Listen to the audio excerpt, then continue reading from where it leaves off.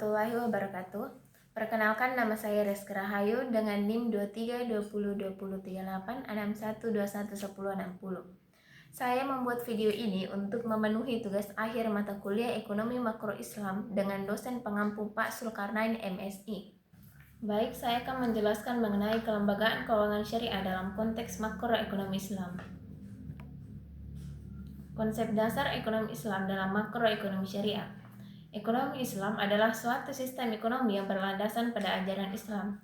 Tujuan umatnya adalah mencapai kesejahteraan manusia secara holistik, baik material maupun spiritual, dengan cara mengelola sumber daya secara adil dan efisien. Prinsip-prinsip Islam seperti keadilan, persaudaraan, dan tanggung jawab sosial menjadi landasan utama dalam pengambilan keputusan ekonomi. Tujuan ekonomi Islam yang pertama itu kesejahteraan umat, yang kedua keadilan sosial, yang ketiga pertumbuhan ekonomi berkelanjutan, dan yang keempat kemandirian ekonomi. Kemudian makroekonomi syariah. Makroekonomi syariah adalah cabang ilmu ekonomi yang mempelajari permasalahan ekonomi secara makro, seperti inflasi, pengangguran, dan pertumbuhan ekonomi. Dengan menggunakan kerangka pemikiran Islam, tujuannya adalah untuk merumuskan kebijakan ekonomi yang sesuai dengan prinsip-prinsip Islam dan dapat meningkatkan kesejahteraan masyarakat secara keseluruhan. Kemudian perbedaan utama makroekonomi syariah dengan makroekonomi konvensional. Yang pertama itu tujuan, yang kedua etika, dan yang ketiga instrumen kebijakan. Selanjutnya itu peran lembaga keuangan syariah dalam sistem ekonomi.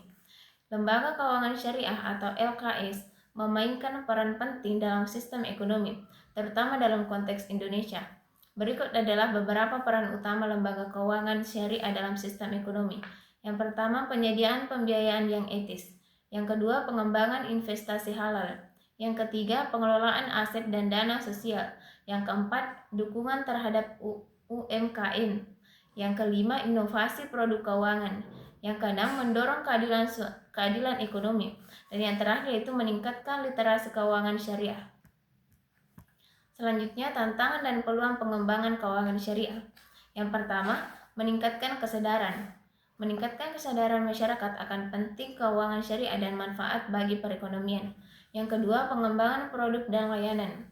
Memperluas produk dan layanan keuangan syariah yang inovatif dan relevan dengan kebutuhan masyarakat. Yang ketiga, kolaborasi dan sinergi. Meningkatkan kolaborasi dan sinergi antara lembaga keuangan syariah dan lembaga terkait lainnya.